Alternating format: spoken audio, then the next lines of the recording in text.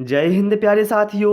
आज इस क्लास में हम स्टडी करने वाले हैं पर्यावरण के टॉप 25 प्रश्नों की, जो आपके एग्जाम पैटर्न पर हैं, जिन्हें यदि आप पढ़ते हैं तो यहाँ से आपको एग्जाम में प्रश्न देखने को मिलेंगे। सारे प्रश्न आपके सिलेबस के अनुसार हैं, इसलिए आप सभी से रिक्वेस्ट है वीडियो कंप्लीट देखें और आप लोग 25 में से कितने प्रश्न सही कर पाते हैं वो हमें कमेंट बॉक्स में अवश्य बताएं। तो चलिए भाई शुरू करते हैं हम प्रश्न क्रमांक 1 से। यहाँ पर कहा गया है, यदि एक मेंढक एक टिड्डे को खाता है तो ऊर्जा का स्थानांतरण होगा। बताना है ऊर्जा का स्थानांतरण किस में होगा यदि एक मेंढक एक टिड्डे को खाता है। देखिए भाई ध्यान से देखना है आप लोग। यहाँ पर क्या है, घास। घास को कौन खाएगा? टिड्डा खाएगा। टिड्डे को कौन खाएगा? मेंढक खाएगा, है ना। तो घास क्या है यहाँ पर? घास यहाँ पर उत्पादक है। टिड्डा यहाँ पर प्राथमिक उपभोक्ता है और मेंढक यहाँ पर क्या है? द्वितीयक उपभोक्ता है। अतः हम कह सकते हैं जब मेंढक टिड्डे को खाएगा तो जो ऊर्जा का स्थानांतरण है वो प्राथमिक उपभोक्ता से द्वितीयक उपभोक्ता में होगा। तो यहाँ पर करेक्ट आंसर हमारा ऑप्शन सी के साथ जाएगा। ठीक है, बहुत आसान है ना, मैंने आपको समझा दिया है। तो यहाँ पर करेक्ट आंसर हमारा ऑप्शन सी के साथ चला जाएगा। प्रश्न क्रमांक 2 पर आते हैं। केदारनाथ अभयारण्य निम्न में से किसके लिए जाना जाता है? बाघों के लिए, हाथियों के लिए, पक्षियों के लिए या फिर कस्तूरी मृग के लिए? यहाँ से आपके एग्जाम में 2 प्रश्न बनते हैं। पहला प्रश्न तो यही बनता है कि केदारनाथ अभयारण्य कहाँ पर है। तो भैया ये कहाँ पर है? ये उत्तराखंड के चमोली जिले के अलकनंदा घाटी में स्थित है केदारनाथ अभयारण्य। और यह जाना क्यों जाता है? ये जाना जाता है कस्तूरी मृग के संरक्षण के लिए। कस्तूरी मृग के विलुप्त प्राय प्रजाति का इसमें संरक्षण किया जाता है। यहाँ पर करेक्ट आंसर हमारा ऑप्शन डी के साथ चला जाएगा। प्रश्न क्रमांक 3 पर आते हैं। किस मृदा में जल धारण क्षमता अधिक होती है? दोमट, बलुई, चिकनी या फिर बारीक? तो साथियों जो चिकनी मृदा होती है इसकी जल धारण क्षमता अधिक होती है। यहाँ पर हमारा करेक्ट आंसर ऑप्शन सी के साथ चला जाएगा। चिकनी मृदा प्रायः हमें नदियों के किनारों पर देखने को मिलती है। ठीक है, और आप सभी से रिक्वेस्ट है यदि आपको हमारी क्लास पसंद आ रही है तो वीडियो को लाइक और शेयर अवश्य करें। प्रश्न क्रमांक 4, पेड़ों की कटाई घटाती है। आंसर जरा सोच समझ कर देना। बहुत सारे साथी इसमें ऑप्शन डी बता देते हैं, कई बार ऐसा हुआ है। तो यहाँ पर करेक्ट आंसर क्या होना चाहिए? देखिए यहाँ कहा गया पेड़ों की कटाई घटाती है। देखिए पेड़ों की कटाई का सीधा प्रभाव हमारे परितंत्र पर पड़ता है। यदि पेड़ों की कटाई होगा तो क्या होगा? भूस्खलन बढ़ेगा, मृदा अपरदन क्या है? बढ़ेगा। ठीक है, कमेगा नहीं बल्कि क्या है? बढ़ेगा। लेकिन पेड़ों की कटाई से जो वर्षा की मात्रा है वो घटती है, इसलिए यहाँ पर हमारा करेक्ट आंसर ऑप्शन ए के साथ चला जाएगा। ठीक है साथियों, कोई डाउट रहता है आप हमें कमेंट करके पूछ सकते हैं। प्रश्न क्रमांक 5, ये बिल्कुल पेडागोजी का क्वेश्चन है, रियल पेडागोजी। चलिए, प्राथमिक स्तर पर पर्यावरण अध्ययन की एक पाठ्यपुस्तक में निम्नलिखित में से कौन सी विशेषता नहीं होनी चाहिए? बताना है प्राथमिक स्तर पर पर्यावरण अध्ययन की पाठ्यपुस्तक में इनमें से कौन सी विशेषता नहीं होनी चाहिए? एक प्राकृतिक और समाज सांस्कृतिक परिवेश को एकीकृत तरीके से प्रस्तुत करती है, ये तो भैया विशेषता होनी चाहिए। यह शिक्षार्थियों की वैविध्यपूर्ण पृष्ठभूमि की जरूरतों को पूरा करती हो, बिल्कुल सही है। यह वास्तविक कहानी और घटनाओं को शामिल करती हो, बिल्कुल सही बात है भाई। प्रश्न क्रमांक ऑप्शन 4 में क्या है? यह परिभाषाओं और अमूर्त अवधारणाओं की व्याख्या करने पर ध्यान केंद्रित करती हो, तो ये विशेषता नहीं होनी चाहिए। तो यही अपना करेक्ट आंसर हो जाएगा ऑप्शन डी। प्रश्न क्रमांक 6 पर आते हैं। कहा गया है, बहुत ही महत्वपूर्ण प्रश्न है, क्या है भाई? खाद्य श्रृंखला द्वारा घातक रसायनों की निरंतर बढ़ती मात्रा क्या कहलाती है? पारिस्थितिक संतुलन, जैव सांद्रण, खाद्य स्तर या फिर जैव अपघटन। तो साथियों ध्यान रखना आप लोग, खाद्य श्रृंखला द्वारा घातक रसायनों की निरंतर बढ़ती मात्रा जैव सांद्रण कहलाती है। यहाँ पर करेक्ट आंसर हमारा ऑप्शन बी के साथ चला जाएगा। प्रश्न क्रमांक 7 पर आते हैं। कहा गया है घरेलू मवेशी तथा भेड़ किस हरित गृह गैस के उत्पादन के लिए उत्तरदायी हैं? ओजोन, नाइट्रस ऑक्साइड, क्लोरोफ्लोरोकार्बन या फिर मीथेन। तो साथियों यहाँ पर करेक्ट आंसर हमारा ऑप्शन सी के साथ, ऑप्शन डी के साथ चला जाएगा। घरेलू मवेशी और भेड़ यह हरित गैस मीथेन के उत्पादन के लिए उत्तरदायी है। मीथेन का रासायनिक सूत्र CH4 होता है, ये भी आप ध्यान रखना। प्रश्न क्रमांक 8 पर आते हैं और आप सभी लोग भी सारे प्रश्नों के या तो आंसर कमेंट करते जाएं या कॉपी में नोट करते जाएं और आप देखें आपने 25 में से कितना स्कोर किया है। कहा गया है जल संग्रहण के संबंध में वहां की क्षेत्रीय भाषानुसार कौन सा युग्म सुमेलित नहीं है? देखिए ऑप्शन ए में क्या है, राजस्थान के जल संग्रहण क्षेत्र को खादन कहा जाता है। हाँ भैया कहा जाता है, ये सही है। प्रश्न ऑप्शन बी में क्या है, बिहार में आहार, सही है। तमिलनाडु में एरस कहा जाता है। लेकिन ऑप्शन सी में क्या है, कर्नाटक में कांदी। तो भैया कर्नाटक की जगह पर यहाँ पर पंजाब होना चाहिए। क्या होना चाहिए? पंजाब। तो यहाँ पर जो ऑप्शन सी है वो सही सुमेलित नहीं है, इसलिए यही अपना राइट आंसर हो जाएगा। प्रश्न क्रमांक 9 पर आते हैं। भारत के किस क्षेत्र में अधिकतम भूस्खलन की घटनाएं होती रहती हैं? भूस्खलन सभी जानते हैं मतलब क्या है, भूमि का खिसकना है ना, वही कहलाता है भूस्खलन। उत्तरी पूर्वी पहाड़, हिमालय, पश्चिमी घाट व नीलगिरी या फिर उत्तरी घाट।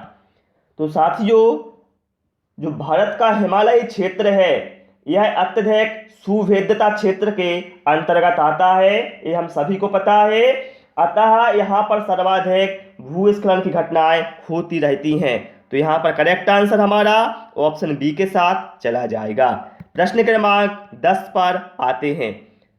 क्या कहा गया है, देखिए यहाँ पर से 2 क्वेश्चन बनने वाले हैं। DDT क्या है, बताएं आप लोग DDT क्या है? तो भैया जो DDT है यह एक अजैव निम्नकरणीय प्रदूषक है। यहाँ पर करेक्ट आंसर हमारा ऑप्शन सी के साथ चला जाएगा। ठीक है, अब देखिए और एग्जाम में एक और पूछा जाता है कि DDT का फुल फॉर्म क्या है।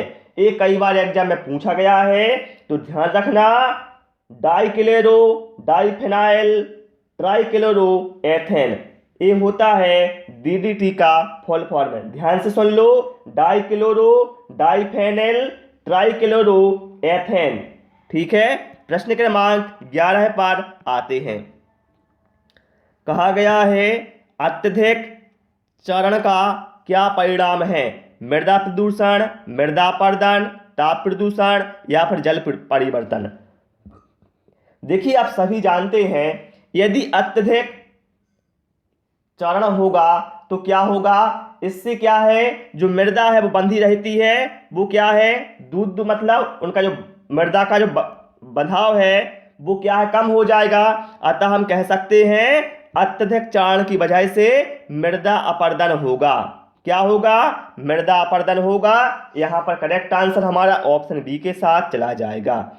प्रश्न क्रमांक 12 पर आते हैं। देखिए क्या कहा गया है, जब ध्रुव से भूमध्य रेखा की ओर बढ़ते हैं तब जैव विविधता बढ़ती है, घटती है, स्थिर रहती या फिर इनमें से कोई नहीं। ये हमारी पृथ्वी है और ये हमारी भूमध्य रेखा है और देखिए ये है इसके ध्रुव। तो ध्यान रखना जब हम ध्रुवों से भूमध्य रेखा की तरफ जाएंगे तो जो जैव विविधता है ये बढ़ेगी मेरे भाई। यहाँ पर हमारा करेक्ट आंसर हमारा ऑप्शन ए के साथ चला जाएगा। ठीक है, चलिए प्रश्न क्रमांक 13 पर आते हैं। प्रश्न क्रमांक 13 में कहा गया है सामाजिक वानिकी का क्या उद्देश्य है? अब यहाँ से क्या है 2 प्रश्न बनेंगे। कौन कौन से बताता हूँ। पहला तो यही है कि सामाजिक वानिकी का जो कार्यक्रम है ये प्रारंभ कब किया गया। तो ध्यान रखना, जो सामाजिक वानिकी कार्यक्रम है ये प्रारंभ कब किया गया था मेरे भाई, ये किया गया था 1976 में किया गया था। ठीक है। और इसका उद्देश्य क्या है, इसका उद्देश्य है पर्यावरणीय, सामाजिक व ग्रामीण विकास की मदद के उद्देश्य से वनों का प्रबंध। क्या है, पर्यावरणीय, सामाजिक व ग्रामीण विकास में मदद के उद्देश्य से वनों का प्रबंध है। यहाँ पर राइट आंसर हमारा ऑप्शन ए के साथ चला जाएगा। प्रश्न क्रमांक 14 पर आते हैं। सभी साथी इसका आंसर देना बिल्कुल सोच समझकर। प्रश्न बहुत शानदार है। अपने पर्यावरण की स्वच्छता और शुद्धता का मूल्यांकन करना प्रमुख उद्देश्य है संज्ञानात्मक क्षेत्र का, भावनात्मक क्षेत्र का, मनोकार्यात्मक क्षेत्र का, या फिर उपरोक्त में से कोई नहीं। ध्यान रखना, अपने पर्यावरण की स्वच्छता और शुद्धता का मूल्यांकन करना ये उद्देश्य है भावनात्मक क्षेत्र का। यहाँ पर करेक्ट आंसर हमारा ऑप्शन बी के साथ चला जाएगा। प्रश्न क्रमांक 15 पर आते हैं। कहा गया है निम्न में से पृथ्वी का पर कौन सा पारिस्थितिक तंत्र सबसे बड़ा है, रेगिस्तान, वन, समुद्र या फिर कृषि भूमि। तो पृथ्वी पर सबसे बड़ा पारिस्थितिक तंत्र कौन सा है, समुद्र है। और यदि पूछा जाए सबसे स्थायी तो भी आपको समुद्र ही बताना है। चलिए प्रश्न क्रमांक 16 पर आते हैं। कहा गया है 11 जुलाई को मनाया जाता है, बताना है 11 जुलाई को कौन सा दिवस मनाया जाता है। तो भैया 11 जुलाई को विश्व जनसंख्या दिवस मनाया जाता है। यहाँ पर करेक्ट आंसर हमारा ऑप्शन बी के साथ चला जाएगा। और ध्यान रखना, जो जल दिवस है, जल दिवस मेरे भाई 22 मार्च को मनाया जाता है। 22 अप्रैल को मनाया जाता है क्या, पृथ्वी दिवस है। और 22 मई को मनाया जाता है जैव विविधता दिवस है। ये दिवस ध्यान रखना बहुत ही महत्वपूर्ण है, बार बार रिपीट होते रहते हैं। प्रश्न क्रमांक 17 पर आते हैं। भारत के किस राज्य में पानी पंचायत प्रारंभ हुई, बताएं आप लोग। केरल, राजस्थान, आंध्र प्रदेश या फिर महाराष्ट्र। तो भैया जो पानी पंचायत है ये प्रारंभ कहाँ पर हुई थी, ये हुई थी भैया महाराष्ट्र में। यहाँ पर करेक्ट आंसर हमारा ऑप्शन डी के साथ चला जाएगा। और प्रारंभ कब हुई थी भैया, ये 1972 में प्रारंभ हुई थी। और इसका उद्देश्य था कि पानी का संरक्षण करना। ठीक है। चलिए प्रश्न क्रमांक 18 पर आते हैं। कहा गया है अंतर्राष्ट्रीय स्तर पर वन्य जीवों की सुरक्षा हेतु कौन सी संस्था है, IUCN, यूनिसेफ, WHO या फिर IUPAC। तो अंतर्राष्ट्रीय स्तर पर वन्य जीवों की सुरक्षा हेतु संस्था कौन सी है, IUCN। यहाँ पर करेक्ट आंसर हमारा ऑप्शन ए के साथ जाएगा।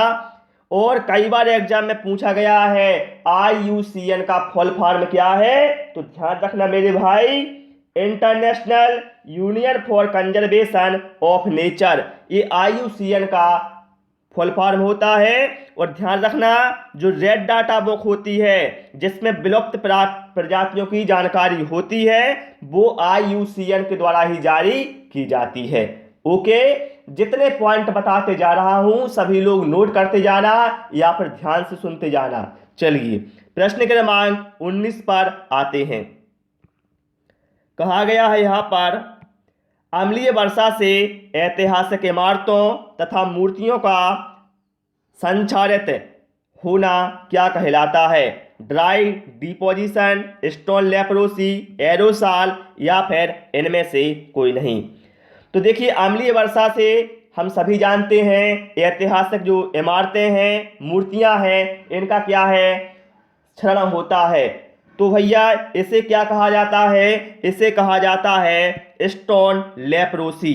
और अम्लीय वर्षा के लिए उत्तरदायी गैसों की बात करें तो दो हैं, सल्फर डाइऑक्साइड और नाइट्रोजन डाइऑक्साइड। ये दो गैसें मुख्यतः अम्लीय वर्षा के लिए उत्तरदायी हैं। और वर्तमान में हम देखें जो आगरा का ताजमहल है ये बहुत ही प्रभावित हो रहा है अम्लीय वर्षा से। ठीक है, चलिए प्रश्न क्रमांक 20 पर आते हैं। क्या कहा गया है मेरे भाई, यहां पर देखिए आप, जीव जंतुओं पर आधारित पाठ को पढ़ाने के बाद शीतल कक्षा 4 के शिक्षार्थियों के लिए चिड़ियाघर के भ्रमण का आयोजन करती है। यह खालिस्तान में शिक्षार्थियों की मदद करेगा। बताएं आप लोग करेक्ट आंसर यहां पर क्या होगा। 4 ऑप्शन आप वीडियो पॉज करके पढ़ सकते हैं। देखिए साथियों यहां पर क्या होगा, यदि वो पाठ को पढ़ाने के बाद शिक्षिका शिक्षार्थियों को चिड़ियाघर के भ्रमण का आयोजन करती है तो इससे क्या है, शिक्षार्थियों को जीवन की परिस्थितियों के साथ जुड़ने का अवसर मिलता है और वह जीव जंतुओं के जीवन की वास्तविकता को समझते हैं। तो यहां पर हम देखें ऑप्शन बी में क्या कहा गया है, कक्षीय अधिगम को वास्तविक जीवन की परिस्थितियों के साथ जोड़ने में सहायता होगी, जो बिल्कुल हमारा करेक्ट आंसर हो जाएगा ऑप्शन बी। चलिए प्रश्न क्रमांक 21 पर आते हैं। कहा गया है भंडारण से पहले फसल अनाजों को धूप में सुखाया जाता है ताकि उनमें नमी कम हो सके, यह मदद करता है। देखिए क्या होता है, चाहे वो अनाज कोई भी अनाज हो उन्हें हम भंडार करने से पहले धूप में सुखाते हैं, क्योंकि जो नमी होती है यदि उसमें नमी रहेगी तो क्या है, जो कीड़े मकोड़े हैं बैक्टीरिया कवक इनसे क्या है वो हमला करेंगे तो हानि होगी। तो इसलिए हम धूप में उन्हें सुखाते हैं ताकि कीड़े कीट बैक्टीरिया और कवक द्वारा हमले को रोका जा सके। तो यहाँ पर करेक्ट आंसर हमारा ऑप्शन डी के साथ चला जाएगा। प्रश्न क्रमांक 22 पर आते हैं। कहा गया है शालिनी ने कक्षा 4 के विद्यार्थियों को विज्ञान केंद्र दिखाने के लिए शैक्षणिक भ्रमण की योजना बनाई है। नीचे दिया गया कथन कौन सा कथन इस भ्रमण के लिए अप्रासंगिक है, मतलब सही नहीं है, ये बोला गया है यहाँ पर। तो प्रदर्शन के दौरान अपनी शंकाओं के विषय के में प्रश्न पूछना ये तो भैया सही है, प्रश्न पूछना तो अच्छी बात है। बिना मुझे सूचित किए कहीं नहीं जाना, बिल्कुल सही भैया। देखिए शिक्षिका को बिना सूचित किए बच्चों को कहीं नहीं जाना चाहिए।